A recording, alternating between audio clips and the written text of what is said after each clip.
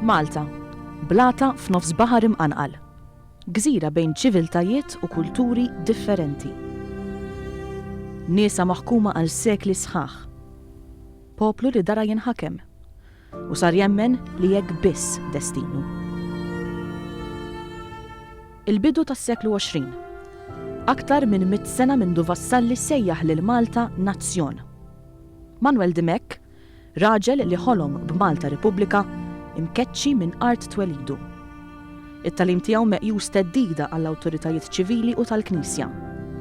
Il-pubblikazzjonijiet tiegħu ikkundannati. U biex isiktuh xewxu l-poplu kontrih. Il-poplu ħabat għalih u ħaġru. Wasluh sal-eżilju, sal-mewt, f'kamp tal-konċentrament fl-Eġittu. U l-poplu Malti, bla ebda ħsieb li jista' qatt itejjeb il-qadam wara tiegħu, mitluf fi kwistjoni dwar żewġ lingwi barranin. In-negozjanti u l-impjegati tal-Gvern Imperjali favur il-lingwa Ingliża u n-nobli, il-kleru u n-nies tal-qorti favur it-Taljan. U l-ilsien Malti? Le, dak kien meqjus id-djalett tas-sefturi, tal-kċina, tas-suddit il-baxxi. Kien argumenti li ġab qasma soċjali, klassiżmu kontra iż-żgħir servili għall-barrani, superjorità ta' dawk li jafu jiktbu u jaqraw ilsna oħra fuq il-bqija tal-poplu bla skola, li kien jitkellem ilsienu.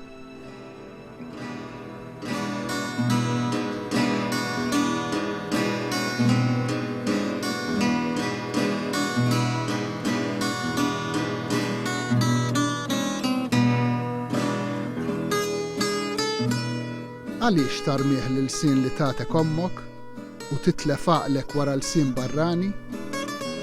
Maltija kienet l-ewwel kelma f'ommok u bil-Malti tkellimt tifel daħkani. U kiber miegħek dak l-sin ewlieni u ġmielu ntiseċ mal-ġrajiet ta' ħajtek. Bih fis-sirt qalbek meta sfajt liħini, bih fis-sirt omtok meta mbikki rajtek. Għaliex immela tiċħat Malti hija lil dan l-sin li bih int Malti sewwa? Ħobb jekk jiswielek l-ilsna barranija, iżda led barri lil minuta ġewwa.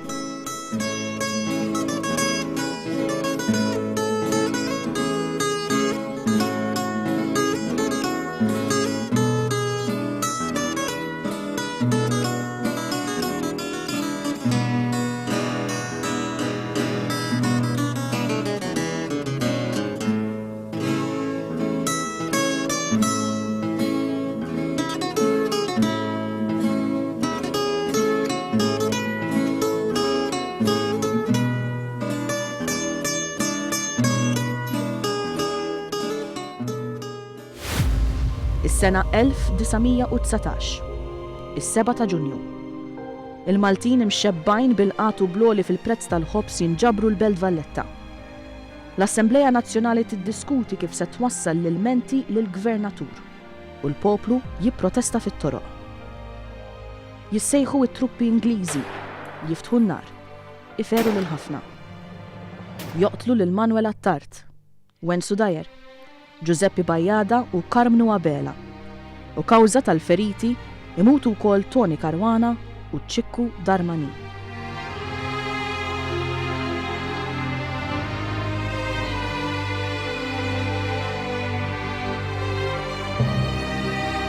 Malta bkiet id-demm u l-ħajjiet moħlija minn idejn il-ħakkiem bla ħnina.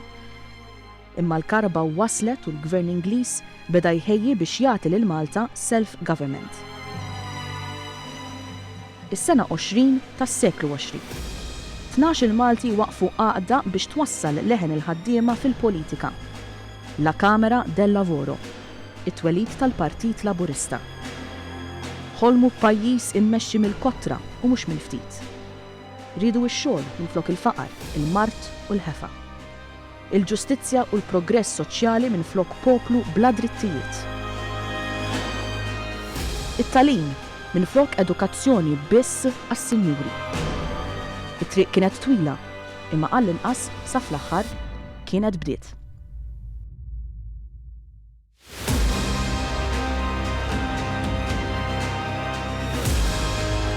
Sena wara, l-1921, Malta tingħata self-government limitat, imma mhux kollox wartu żgħar. Fis-snin ta' wara, Malta għaddiet minn ġlieda politiko-reliġjuża fi żmien il-compact bejn il-Partit Laburista u Gerald Strickland. Għaddiet ukoll minn martirju fejn tidħol il-libertà tal-espressjoni, is-sedition. 6 laburisti arrestati u mresqa l-qorti għaliex sabulhom letteratura tax-xelluk. Fuq kollox, il-ħaddiem kien f'sitwazzjoni li jkollu x-xogħol fi żmien ta' gwerra u fi żmien ta' paċi, qatt, aks u ġuħ. Imma l-Malti ma qatax qalbu li l-pajjiżu sabiħ iħobbu.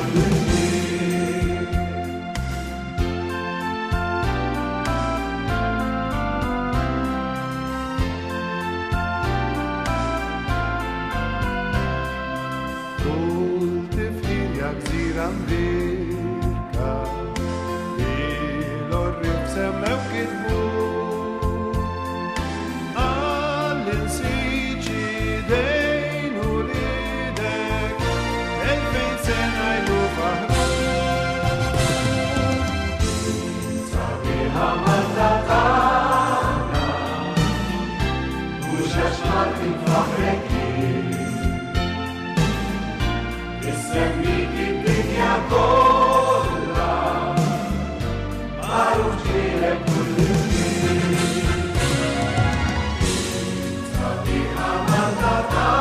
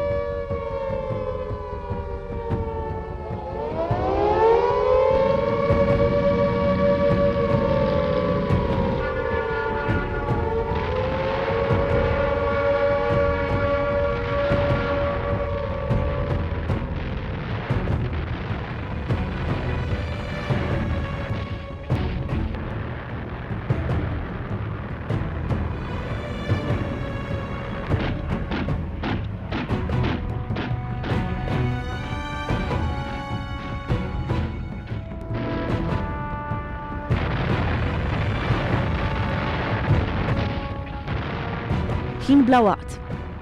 Jitfaċċa l-awġ fuq ix-xefaq imċajpar. Is-snin 40.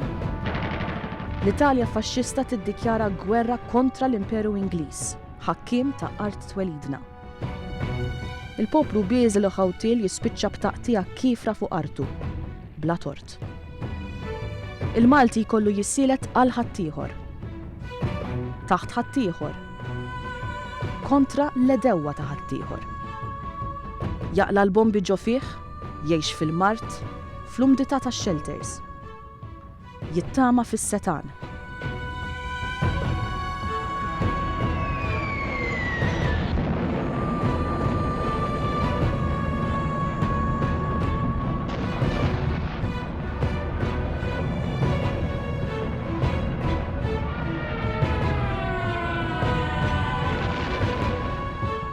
Imma tiġġarra f'daru taħt in-nirien iweġġa. Jitlef lil qrabatu, lil uliedu. Malta l-aktar territorju li jaqla attakki.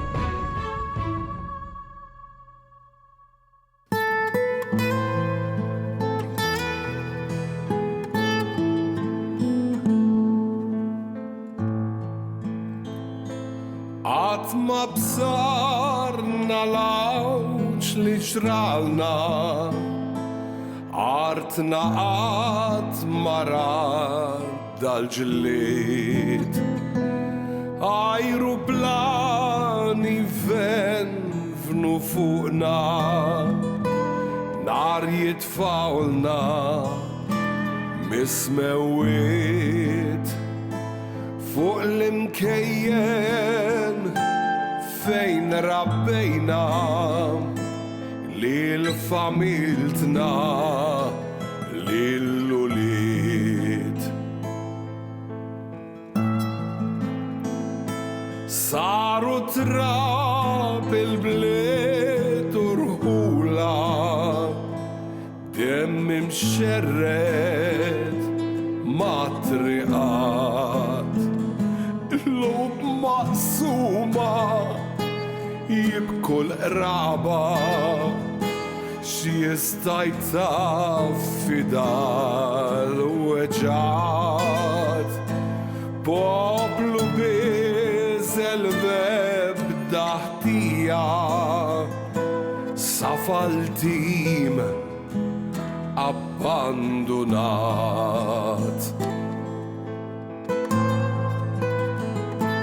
Tlifna l-nisna kull ma kellna, taħt il-illa tan-nirien. Dik li kienet din l-art ħelwa, spiċċat ħerba kull imkien. Flok ħelsin minn din taqbida, ħadna biss salib leqien. Flok ħelsin minn din taqbida, ħadna biss salib leqien.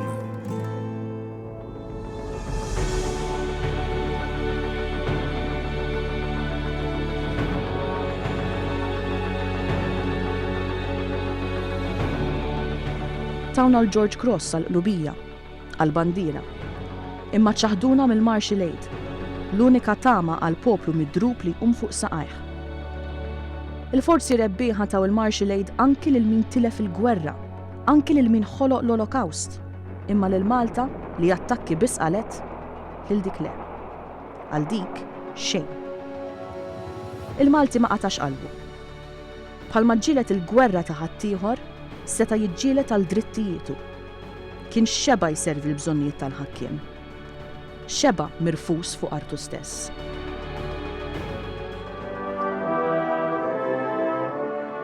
(1945) fl-Istadium tal-Gżira, qabel partita internazzjonali. Il-banda ddoq il-God Save bħala l-innu tat-tim Malti. Il-folla dan ma taċċettax. Tqum bil-wieqfa, bla biża', u mill-qalb tkanta lil din l-art ħelwa, l-om li tatna isimha. U l-kotra qamet f'daqqa wajtet jien Maltija. Miskin min ikasbarni, miskin min jitħak bija. U l-kotra għannit f'daqqa u semmet mal-irjieħ l-innu ta' Malta tagħna u l-leħen kien rebbieħ. Fuq nas li moddi ġwejjef, in-nas tal-apatija, xin ruħna kienet riqda ġo sodda barranija. U l-ombra ta' vassalli qamet minn iħil qabar u għajtet issa fl-aħħar jiena sensib is-sabar.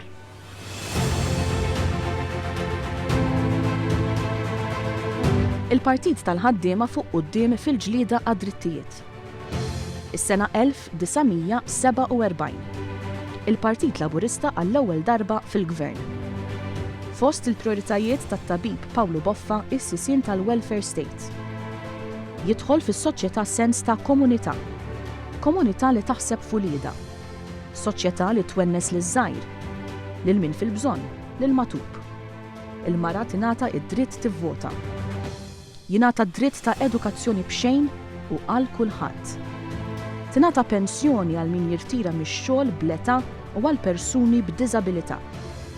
Fil-faqar tiegħu, il-Malti jibda jqis lill-artu bħala nazzjon.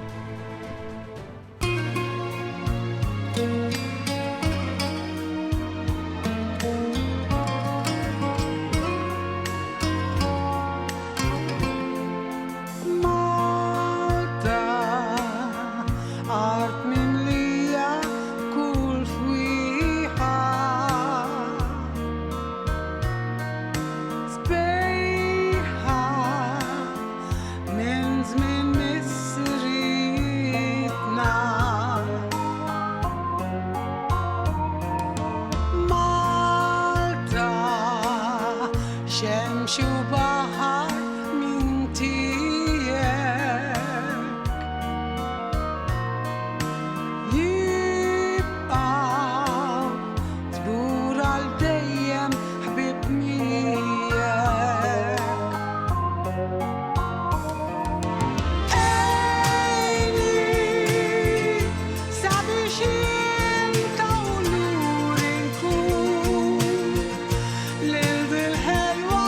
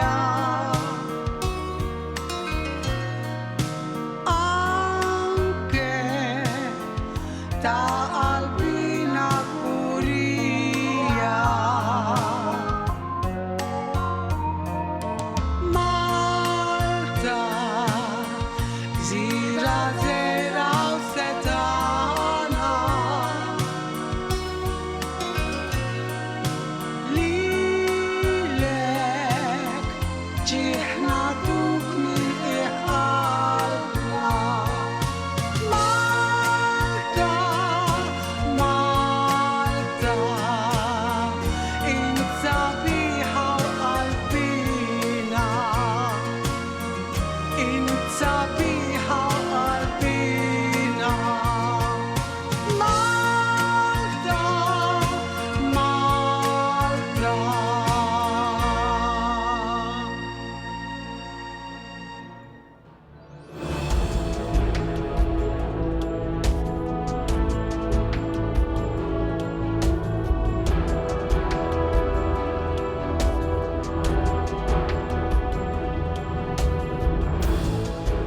Il-ġlieda tal-laburisti tibqa' dejjem tela wieqfa.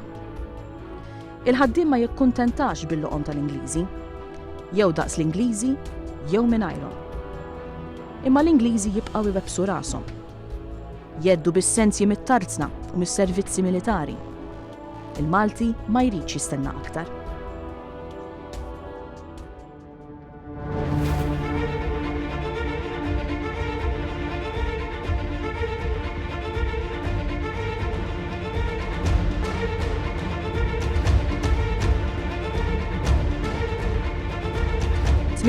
ta' April 1958. Issejjaħ strajk ġenerali mill-General Workers Union. Il-ħaddiema jqumu.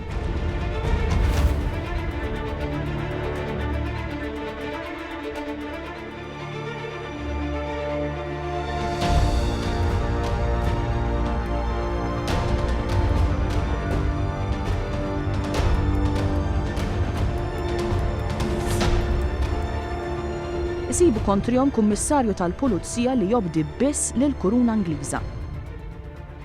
Il-gvern tal-Perit Domintov jirriżenja b'appoġġ. Jibda jmexxi mill-pjazzezz.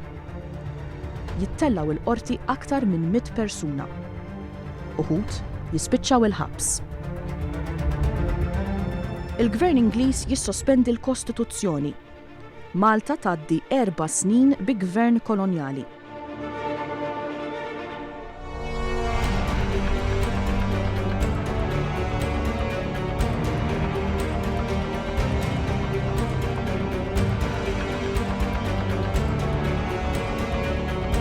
Anki l-Knisja tibża mill-bidla li xtaq il-moviment laburista. Fil-bidu ta' snin 60 tqum kwistjoni politiko-reliġjuża. Il-laburisti interdettjati. Dnub mejja tal-min jaqra gazzetti laburisti. Dnub mejja tal-attivisti laburisti. Dnub mejja tal-min jivvota Labour.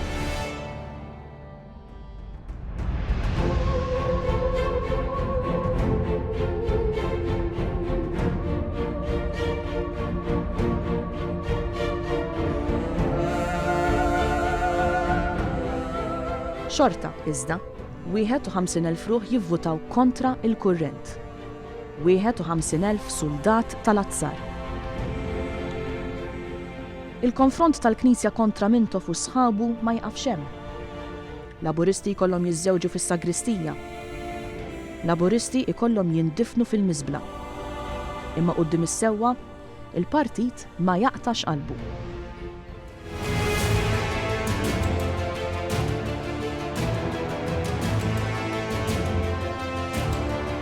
21 ta' Settembru 1964. Il-Gran Brittanja tagħti l-Kostituzzjoni tal-Indipendenza lil Malta.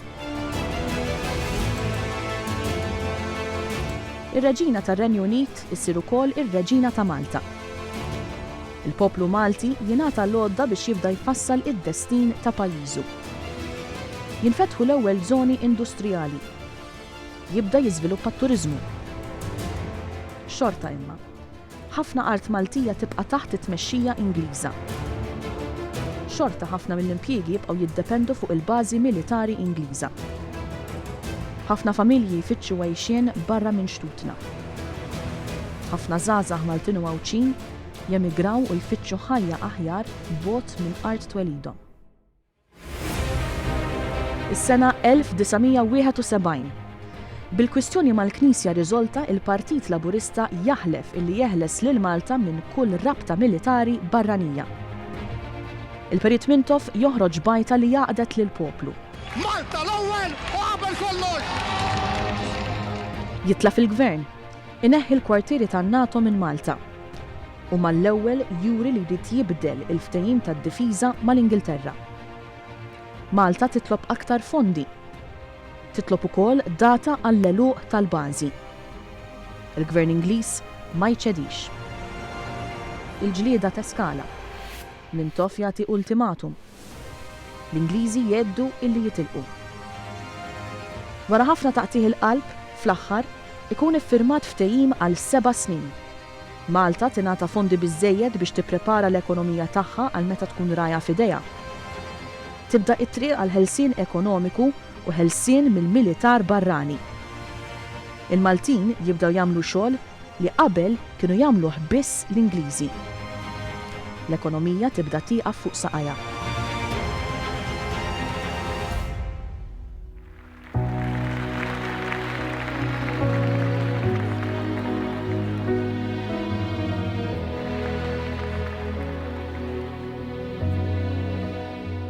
ta' Diċembru 1974.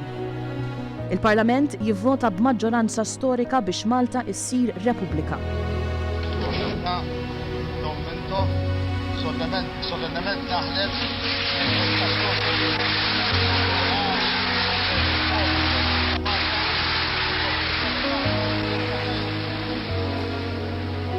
Għall-ewwel darba, Malta taħtar kap ta' stat lil wieħed minn ulieda stess. Għandha kostituzzjoni miktuba mir-rappreżentanti tal-poplu. Jidħlu drittijiet li l-Maltin qatt ma kellhom, anki dawk ċivili. Il-gvern ikompli jħejjel il-pajjiżna biex ikun kapaċi imexxi lilu nnifsu. Isaħħaħ l-infrastruttura. Il-ħaddiem jingħata ġimgħa ta' xogħol ta' 40 siegħa. Jingħata l-paga minima. Jiżdiedu ħafna u ħafna servizzi soċjali. Iż-żgħażagħ jingħataw dritt li jivvutaw ta' 18-il sena. Jibdew jiftħu f'fabbriki Maltin. Jinfetħu kumpaniji nazzjonali Maltin. Kumpanija tal-ajru, tal-baħar, tal-enerġija, tal-komunikazzjoni.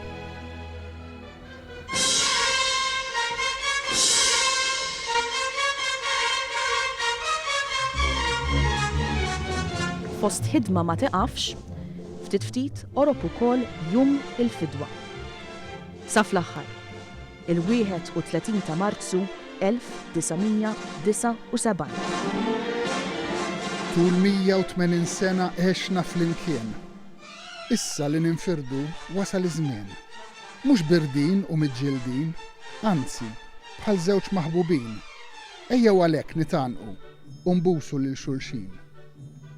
L-istorja dejjem miexja u ġib tibdil lilu jkollna nerfgħu tqil kemm hu tqil mingħajr irbit u l-ġiem. Malta trid tibda llum tgħix tal-gwerra mhux bil-għodot iżda b'dawk taslien.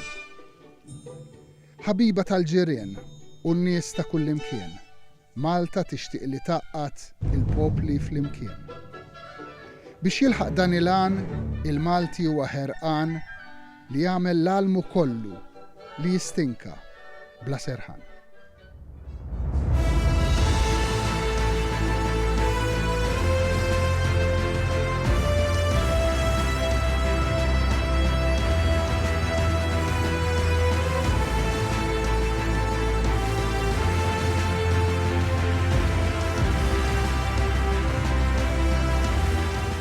Dakinhar ħarset il-poplu kienet fuq il-bastiment HMS London, l-aħħar vapur barrani f'Malta bħala bażi militari.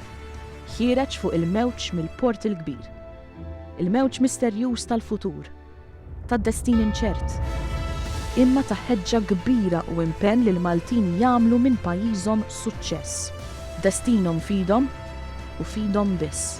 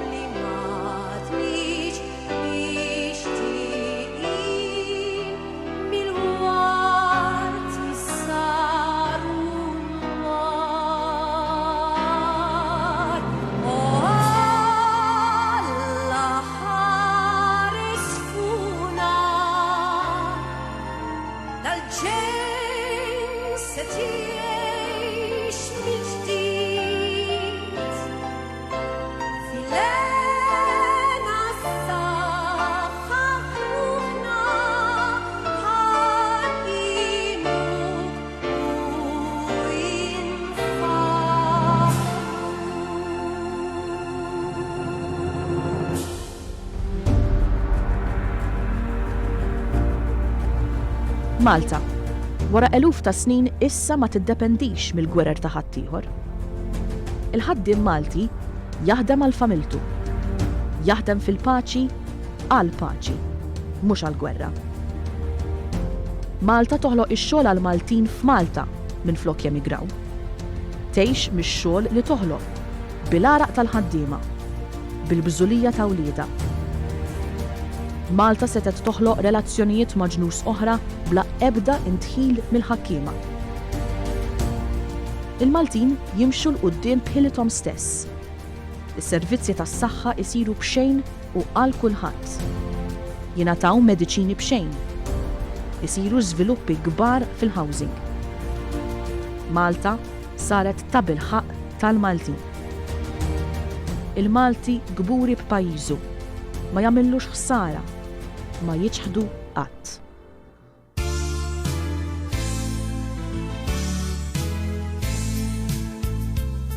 Sakemm tħabbad il-qalb inħoss ġofija li bħala ċittadin din l-art Maltija irrid li nibqa' nagħti s-sem tiegħi biex nuri li ingrat għal kull ma dan l-istat għamel għalija. Ħasib li għat-tagħlim minn mindu ċkejken għallimni naħrab las u nħobb il-ħidma biex meta kien il-waqt ma ħassejtx illa li mmur naqla l-għajxin fil-ħidma li rrid rott il-bżulija.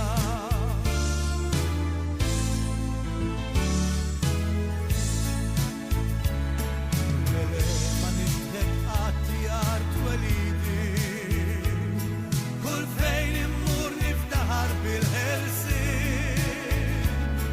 u jekk xi ħadd ikasbrek isib lili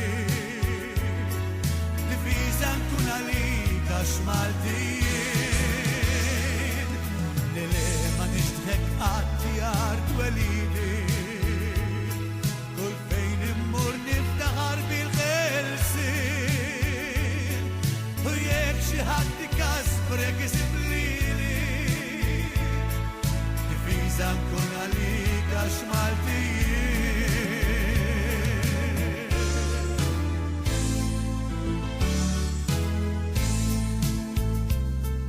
Ma nixba nisma' aġrajiet pajjiżi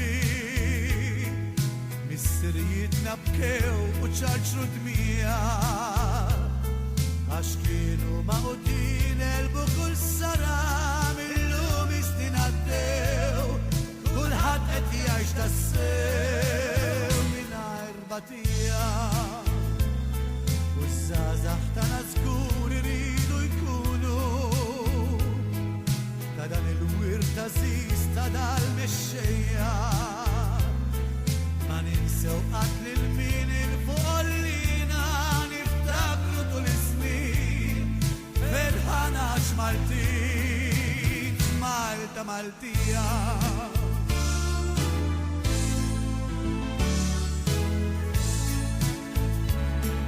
Lele ma nixtieq qatt jart welidi kull fejn immur niftaħar bil-ħelsien u jekk xi ħadd ikasbrek isib lili difiża nkun għalik għax Maltin. Lele ma nixtieq qatt jart welidi kull fejn immur niftaħar bil-ħelsien u jekk xi ħadd ikasbrek isib lili difiża nkun għalik għax Maltin u jekk xi ħadd ikasbrek isib lili difiża nkun għalik għax Maltin difiża nkun għalik għax Maltin.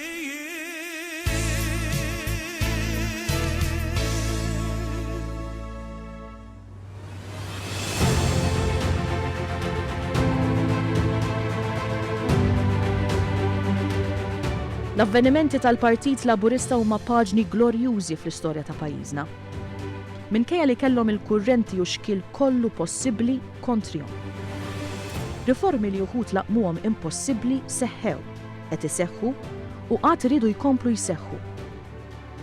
Il-Moviment Laburista jibqa' il-katalist tal-bidla, il-forza riformista ta' Malta. Forza li dejjem tat l-opportunitajiet u għejxin aħjar lil familji Maltin u Għawċin. Għax huwa partit li jħobb lil Malta. Lil Malta ħilsa. Malta Maltija.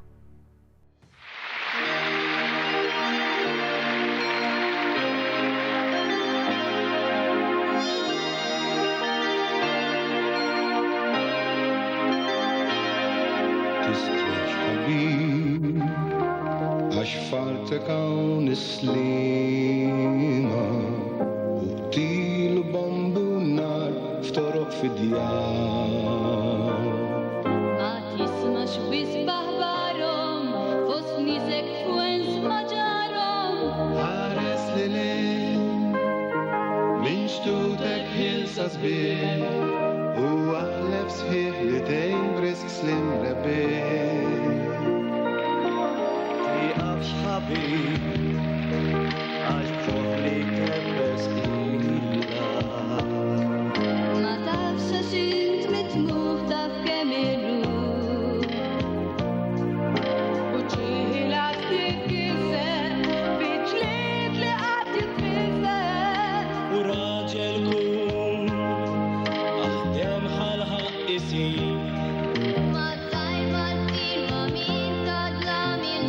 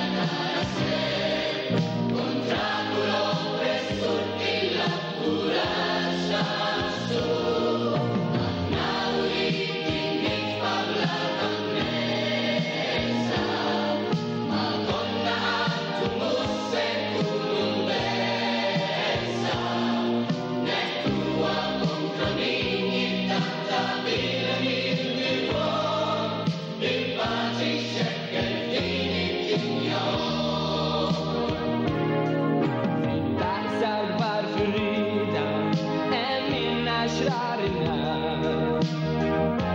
Ma nifux għax